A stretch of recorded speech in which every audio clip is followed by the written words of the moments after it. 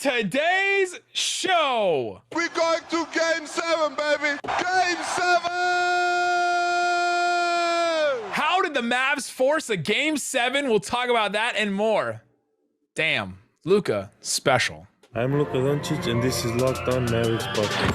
Hey, Dallas Mavericks are NBA champions. Bang! Bang! It's good! And the Mavericks have won the game! If you don't believe, you shouldn't be here.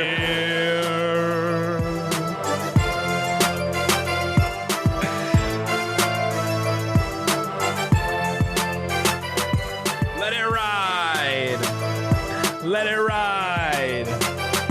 Oh, Game 7. We're going to Game 7, baby.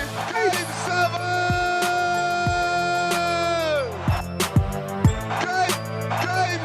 Game 7!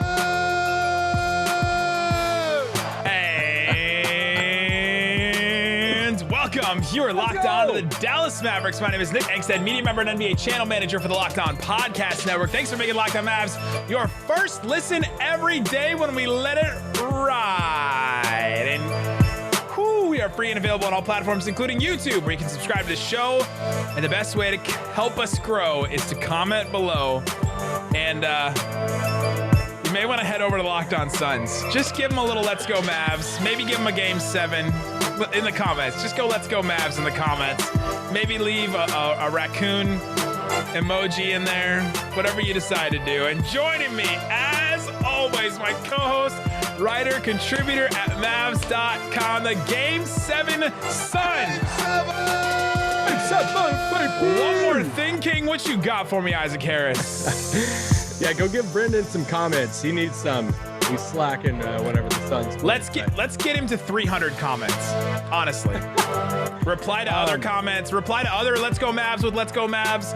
Just go over to Brendan and let's get him to 400, like 300 comments or 200, whatever. Shout out to the guy in the black Jeep in the Lexus garage. Yeah. Nick and I are just chilling on top of Lexus tonight, the parking garage, and talking about this win, waiting for the traffic to go down, and we hear you were stripping, by the way.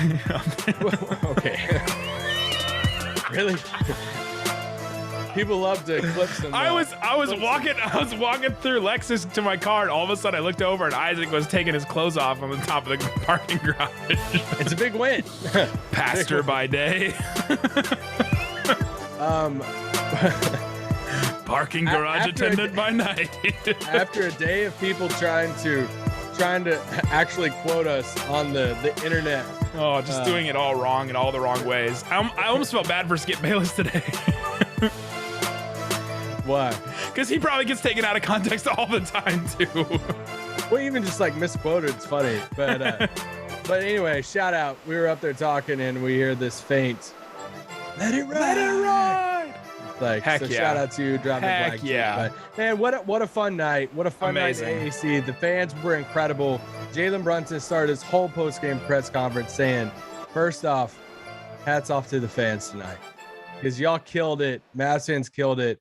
And we have a freaking even series going 7 games against Phoenix Suns. It's insane. Game 7!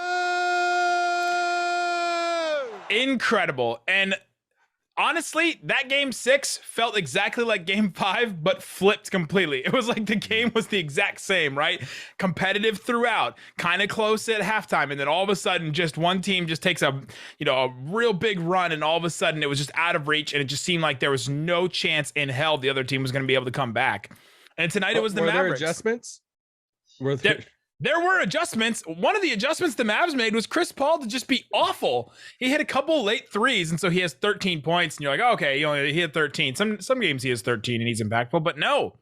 Chris Paul has been terrible.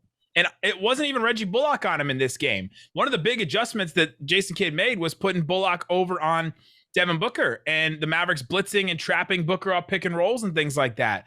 And Dorian was on Chris Paul a little bit. Frank Ntilikina got a bunch of minutes, and he was on Chris Paul a lot. But we'll talk about Frank. Oh, we'll give Frank the love. But honestly, I'm going to do the same thing I did after Game 5, and just Chris Paul was just bad. He's just been bad in some of these games, and that's the reason why the Mavericks have been able to win some of these games. And every single one of the Mavs wins, Chris Paul has just been bad. And yeah, as a Mavs fan, you probably give some credit to the Mavericks defense, and yeah, the Mavs defense had something to do with it, but that guy just being this bad is wild. Game 2, fourth quarter, he torches Dallas there, and we're seeing the tweets of, oh, classic Chris. Here we go. The Chris Paul stands are enjoying it. And man, he just fell off the face of the earth since then. Like that feels like an eternity ago. And I think it both could be true. I think, he has struggled a ton. It looks like he's like aged really fast. You pointed this out when we were talking, after the game that, the speed of the series that, we've had one day off in between every single game of the series until this moment. Now with travel in between that. So you have 2 games travel, 2 games travel, 1 game back and forth now travel. And like that wears on you, right? Which is why the bubble was such incredible playoff basketball. But now you have Chris Paul. And I wondered before the series if that was going to be a factor. And honestly, it kind of looks like it is a little bit because Chris Paul has just been so bad. And honestly, Devin Booker was bad in this game too. And that's where we can give Bullock some credit. Oh, 100%. I mean, when you look at Mavs adjustments, we do talk about adjustments on this pod, and the Mavs made some, tonight that, we only talk about the Mavs ones though. I listed off freaking Suns adjustments on that dang pod. But Reggie started off his postgame. His first question postgame was about, hey, when did you know you're going to pick up Booker tonight? And Reggie said, I found out today. I knew we were going to make adjustments, and that was my next assignment, Devin Booker. And he praised Booker. He said he's a good basketball player and everything. But the switch of taking Dorian off of him, putting Reggie on, it was just a different look. Reggie's a little bit quicker, a little bit smaller than Dorian. Allows Dorian to kind of free up to put some more length on Chris Paul. But honestly, it doesn't really matter who you put on Chris Paul right now because he's just not playing good, like you said. So he's not. And then, I mean, this just goes to the luxury of, I don't want to go too big picture of this, but this is why you go out and get Reggie Bullock in the offseason. This is why hold on. Wait, hold on. You're saying that. Wait, should he play? I have to apologize that you felt that he should have played more.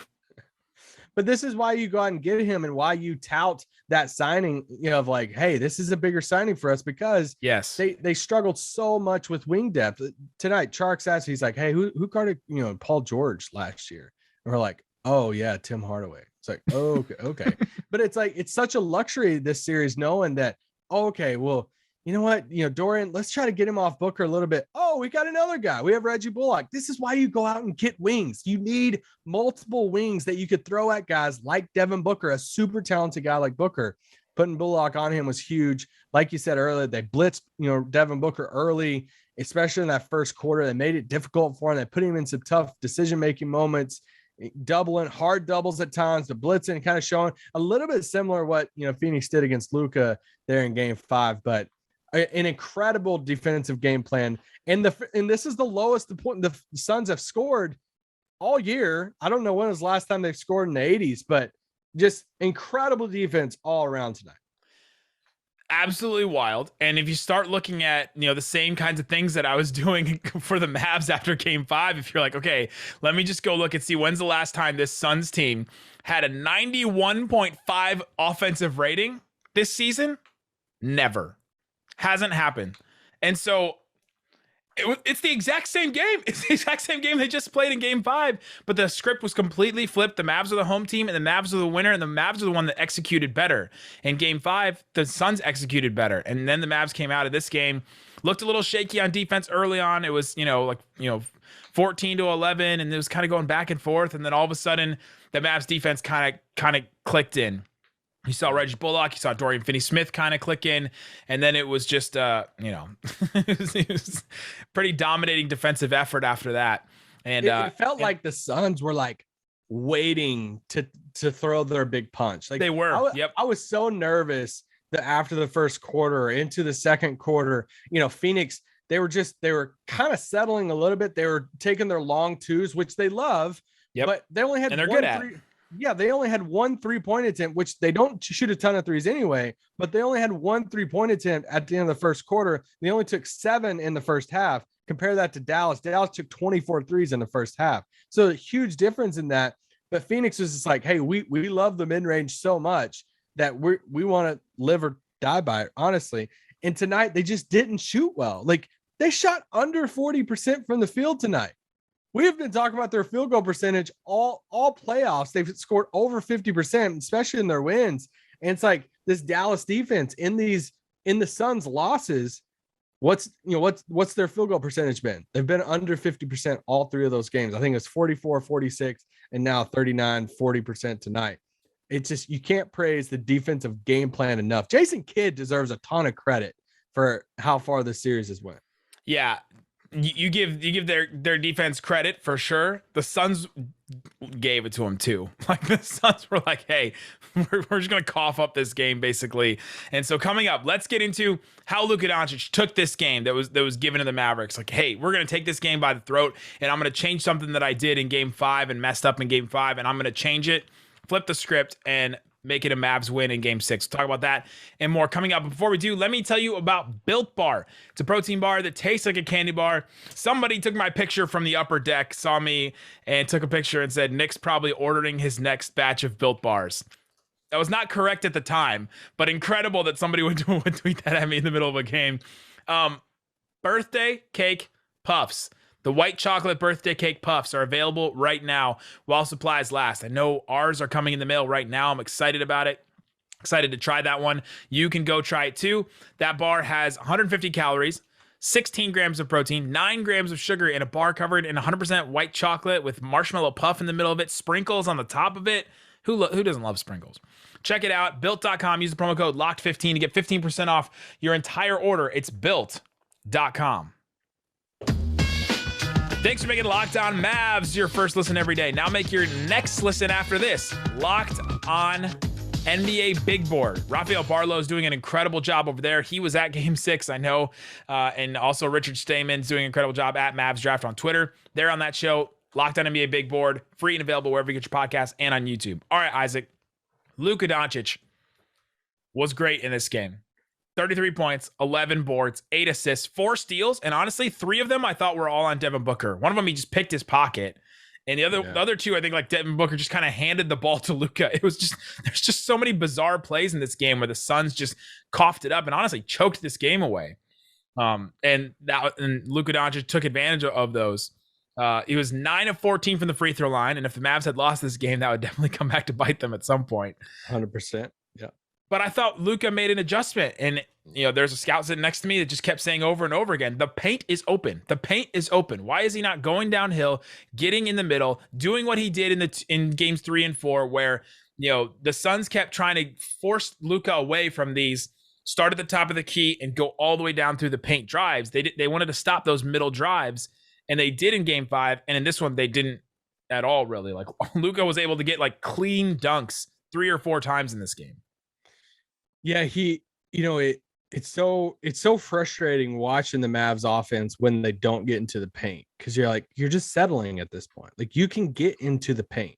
Because it just opens up everything, whether it's Luka, whether it's Brunson, and they started getting a little cute with it there in the second half, the fourth quarter there, settling for some shots. We're like, get into the freaking paint, like just do it, like just get in there. So and like you said, I thought they made a point of that early on. Luka just driving, finding the mismatch. I felt like they were trying to take advantage of the Chris Paul switch more tonight.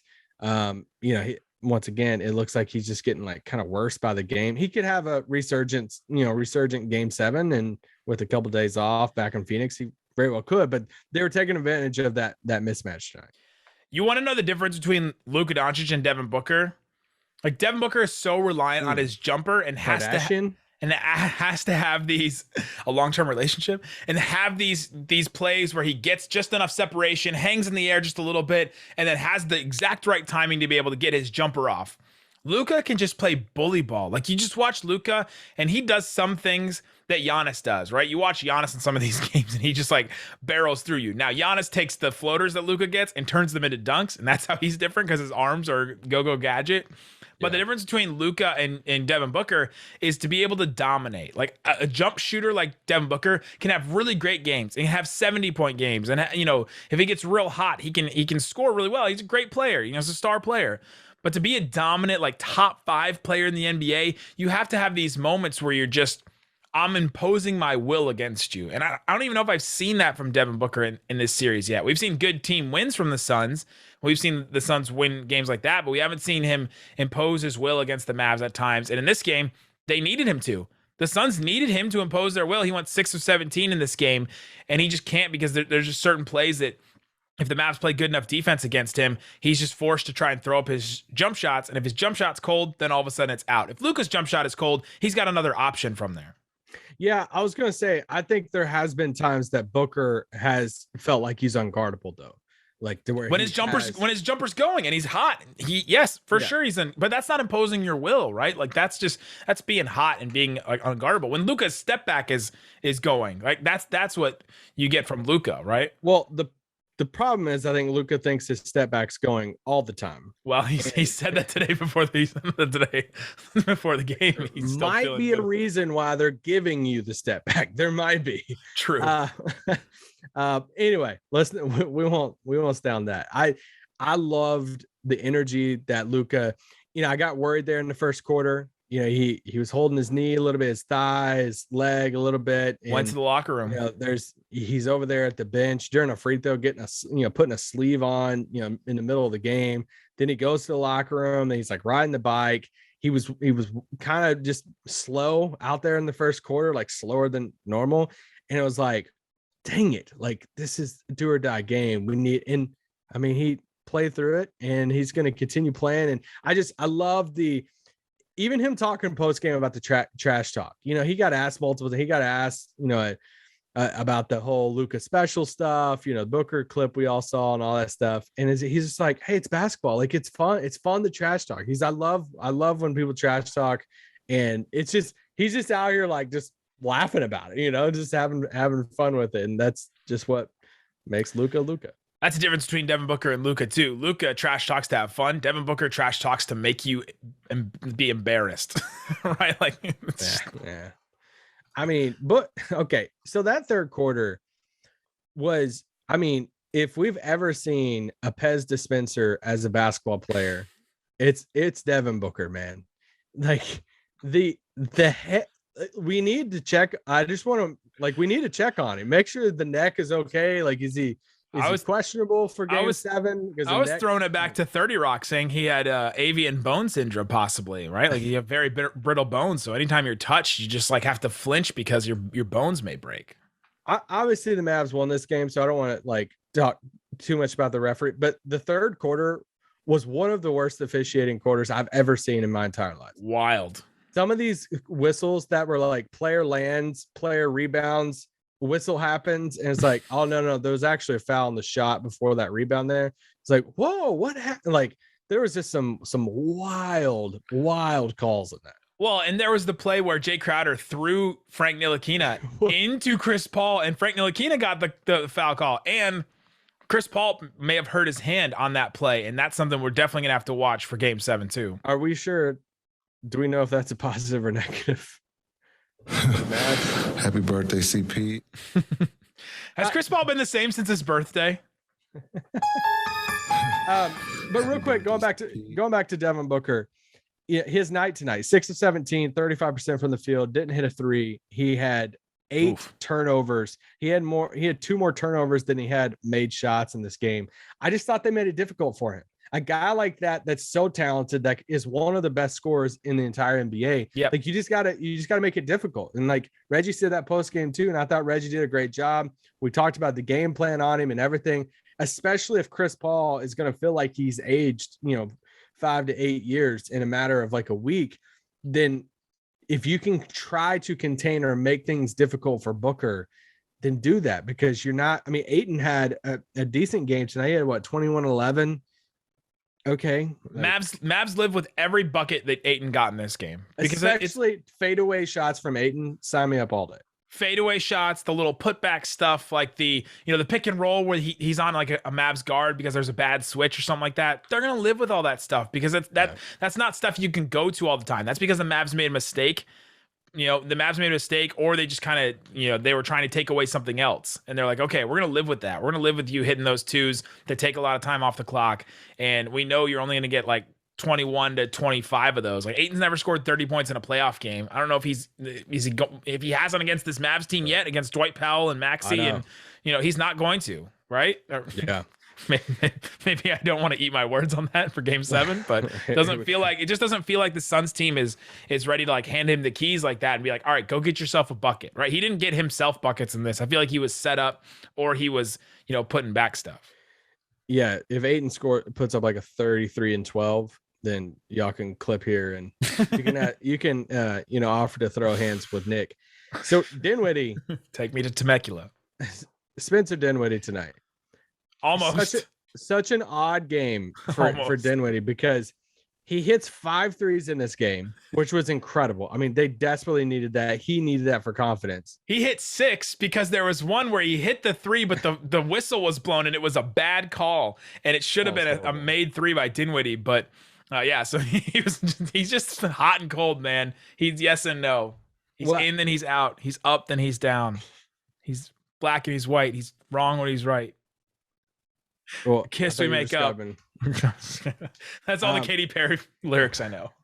We'll talk about Frank in this third segment, but there was a moment there in the first half that I was sitting there debating, are they going to play Frank over Dinwiddie?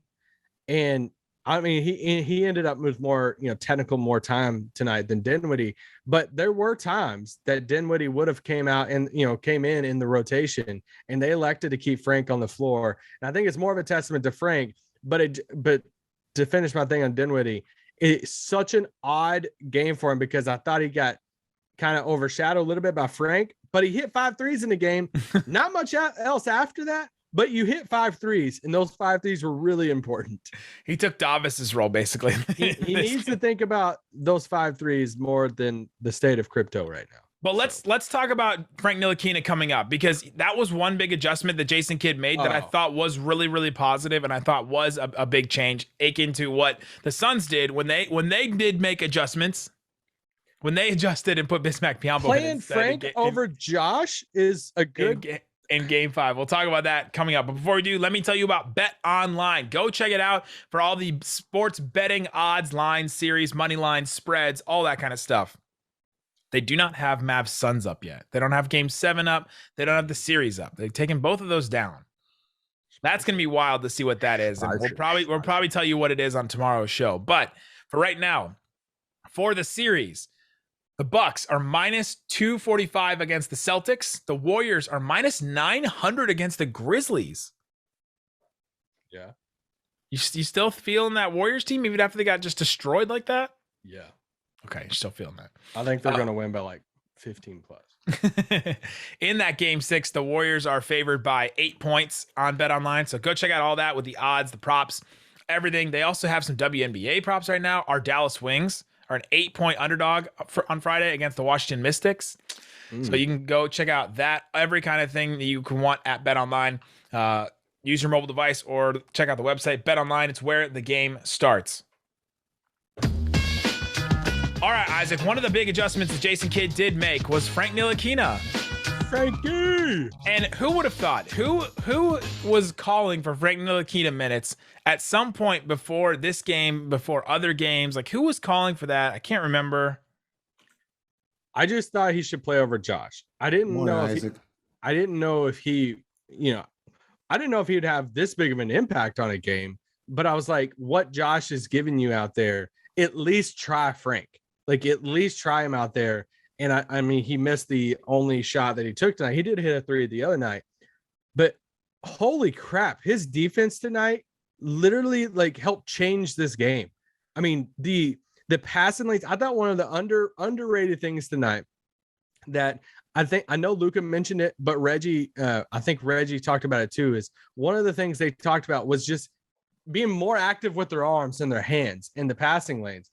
And I felt like they did that so much tonight. And Frank was a key part of that, of just his defense on Chris Paul was huge. The times that he guarded Devin Booker was huge. They threw out lineups of Dinwiddie, Brunson, and Frank together. It was like, whoa, holy crap. Rick Carlisle is like going to propel down from the ceiling on that. Those guards aren't small enough for Rick Carlisle to play 3 guards like that. Shout out to Miles Turner for being in the building tonight to see his future team. But I thought Frank just played an incredible game. And I mean, we'll talk more about game 7 on the next few days, but I mean, he has to play at least 20 minutes in game 7.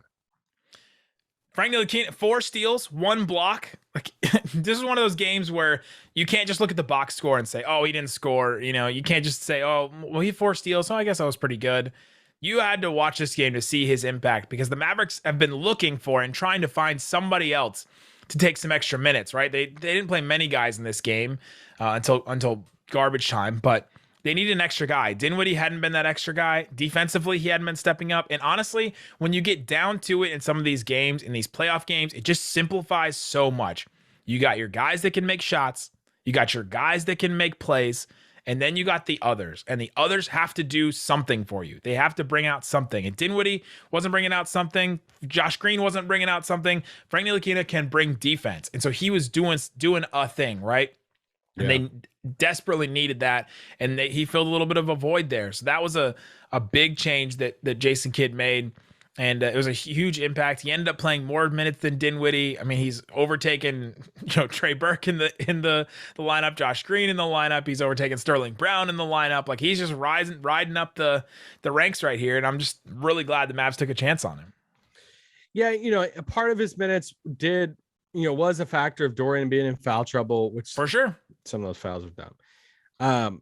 But I think a little bit of it too was him playing over Dinwiddie, that you have to ask yourself all right, would we rather have whatever lineup is out there? Would we rather have, Frank's versatility on defense for him to guard Chris or him to guard Devin Booker while Dorian's out or Reggie's out? I mean, there was a moment in the second half, Chark's pointed this out during the middle of the game. He's like, is this the first moment, in this entire series that they haven't had Bullock or Dorian Finney-Smith on the floor at the same time? And it's like, I mean, that's a good point. And that's only possible because Frank was playing so well. It's like, you got to have at least one guy out there who can play perimeter defense. And you can't, I thought just Frank played an amazing game. You're smiling. Eddie Johnson just responded to me on Twitter. Oh God. Eddie Johnson, if you don't know, Suns fans going. If you don't know, Eddie Johnson is the, I think he's still the color analyst for the Suns. Obviously, they're not doing local broadcasts right now, but he is like as homer as they get at times with the Suns, defending them in every which way. Yeah. And Nick Wright has been a huge Mavs advocate in these playoffs, and he said Devin Booker, an alleged superstar who openly mocked a clearly superior player in the previous game, is 5 of 14 from the field. This is during the game, with 6 turnovers and 2 assists. And Eddie Johnson responded to him and said, "What is wrong with you, little guy? Devin can do whatever he wants, and Luka can keep smiling in players' faces too. They play, you sit and yap and would cry if you entered the court with Devin. Stay in your lane, water boy. Yeah, said it now. Now what I mocked you." Just water glad boy. Harp is not on Twitter. Twitter play-by-play right here. Just don't go through my mentions and read them on Twitter. So I said, yeah, but he didn't say that Nick Wright was wrong. So ... And then Eddie Johnson responded to me and said, he is wrong and has zero substance talking about what a player can't do. Just stay in your studio and yap while never showing up on site to be seen. Soft. Ooh, Charmin. Yeah. That's incredible. Amazing. I don't know if I should have taken like 2 minutes of the pod to run through that, but I just thought it was really funny. I was expecting a little bit more in that response, but yeah, he didn't go after me because I'm a nobody, isn't it? It's good. We got who the blank is. Reggie tonight. What was something we mentioned on yesterday's pod? We're like, hey, the Mavs will win if. Now, I said both of them, and obviously Dorian got in foul trouble, so it didn't happen. But I said both of these guys need to take at least 10 3-pointers. Reggie took 11 tonight. Hit 5 of them, 45% from 3. They created the shots for him. There were multiple times now I'm like, dude, Reggie's played an amazing, amazing game. I don't know we bragged on him earlier in this pod, but just to defend Booker, to hit 5 threes in this game, he's well worth the contract. Well, and the Mavs didn't need to create as many points in this game because the Suns' offense was just so bad. And the Mavs' defense was good, right? Like, they just didn't need to create as many points in this game. They did score 113, but a lot of them didn't come from the same way that the Mavs create because it just becomes so lopsided. There was garbage time for 4 minutes in this game, and so it didn't need to be 2 players to get there. They just needed 1. They needed Dinwiddie to hit 5 threes. Kleba hit 3 of his 5 threes. Dorian hit a 3. Luka hit 2 of his. And that's all they needed. I mean, they hit 16 threes tonight. They were 1 3 away from shooting 40, 40 total threes, 41, percent from three in the game. I wrote down a couple of different things. There's some pace stuff in this game that I'm sure we'll probably look at over the next, day or so that, at one point, I want to look at fast break points because at one point it ended at 21-8. But in the first half, we were talking about this at halftime. Dallas's fast break points compared to Phoenix, 16-2, like 16-2 in fast break points. We're talking about a Dallas team who like just chills. We on this podcast, I don't know if I've talked about fast break points at all this whole season because they don't matter for the Mavs because the Mavs never get them and they always get beat in fast break points. But when Mavs PR tweeted that out, I think Bobby Crowell first pointed it out. 16 fast break points is the most fast break points the Mavericks have gotten in a single playoff game this run. And they got it in the first half. Like that's when just things were so wonky, right? The turnovers that the Suns were forcing themselves to, right? Like the Mavs were just taking advantage of them and taking what was given to them. Yeah. And you know what? It helps, keep Phoenix from scoring a ton in transition or in fast break is you taking smart shots. Like you getting into the paint and all of that. Like if you're just launching up dumb shots and there's these long rebounds, then they can get out in transition. But Phoenix won the rebounding battle. Just wanted to throw that out there. Shut it down. That's just a broken record at this point. But just what a fun night though. Like, amazing. This is what you do. Enjoy this, right? We got 2 days now to enjoy this win because some people didn't think the Mavs would get a win against the Suns. They've gotten 3 now and can possibly still win this. And guess what? All of the pressure is on the Suns now.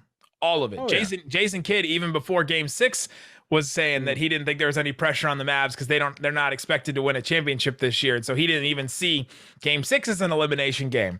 I'm not sure I'd go that far, but maybe as the guy that's trying to motivate the guys to actually get it done, maybe I could see myself getting to that headspace. But all the pressure's on the Suns. They're in their building. Imagine if the Mavs take a lead late. How quiet is that building going to be? How quiet was that building at certain points when the Mavs had leads? And all of a sudden you're like, oh, dang, I forgot there was even a Suns crowd in here. So Lucas played in Game 7 before. And this Suns team has not. This Suns team last year, they played 6 games in round 1, 4 games in round 2 against the Nuggets. Then it was 6, and then it was 6 when they lost to the Bucks. They have not played in a Game 7 together. And so there could be some tight sphincters going into this Game 7 for the Suns, especially because Chris Paul, this may be one of his last shots. Like, let's do that whole thing again. This could be one of Chris Paul's last shots to win a title. This is huge for him. And so it's nut up or shut up time, I guess, for them. It's literally an elimination game where they're expected to win the title this year. Yeah, it's just wild. Like, if you just go back a few months and say, hey, like this, this Mavs team, they're going to go the second round and they're going to take the Suns to 7 games. The best team in the NBA. Yeah, 64-win Suns team to 7 games in the second round. No matter the outcome, I would be like, holy crap, that's a success. Like that's big time. Like that's a huge next step because what's the next step even mean for a team? You get more experience. You know how to win a series in the playoffs. They did all that. Now they're going 7 games against the best team, arguably the best team in the NBA. 64 win the Suns team. That's like crazy. And it's like, now you're going to 7 games. You're going to play a Game 7 on the road in their house. Like win or lose, you're going to win and grow. I mean, you're going to grow so much from this game that's where like the Mavs are playing with house money on that. Like you said, all the pressure's on Phoenix now, and Game 7, anything can happen. We have the best player in this. We have the best player in the series in Luka Doncic. He's played on some of the biggest stages around the world when it comes to, playing basketball. And that's what's cool about it. If Luka wasn't playing or we didn't have Luka, I'd be like, oh, all right, let's go do this thing, Like Chris Paul has played in 1 finals last year, right? He's played in one other Western Conference Finals, or he had never played in the Western Conference Finals before last year, I don't think. Well, the one with Houston, right? You're right. So he's played in 2 Western Conference Finals. He's played in 1 finals. Chris Paul Devin Booker, he's played in 1 finals and 1 Western Conference playoff run. Yeah, 1 playoff run. You might think differently based off. So I would take Luka's experience with the multiple, times in the playoffs against the Clippers, who were like incredible, who were an incredible team with Kawhi and Paul George in them, and his experience in EuroLeague. It's insane. So I'll leave you with this. Mike Peasley pointed out a really interesting thing on the post game on the Mavs radio. Last year, the Mavs went 7 against the Clippers. The road team won every single game up until game 7, where the home team won game 7. Now imagine if this year the home team won every single game and then the road team went and won game 7. And if the Mavs win, that'll happen. It'll just completely flip the script on last year. We will have you covered every single day. We'll continue. We'll do a podcast tomorrow. We'll do another one after that. The series hasn't started yet. The away team hasn't. The away team hasn't won yet. The series hasn't even started yet. So I guess it starts on Sunday. We'll have a podcast every single day for you until then. Guys, thanks so much for listening to Locked On Mavs. Peace out. K-Mark, Boom. Let it ride in your own life.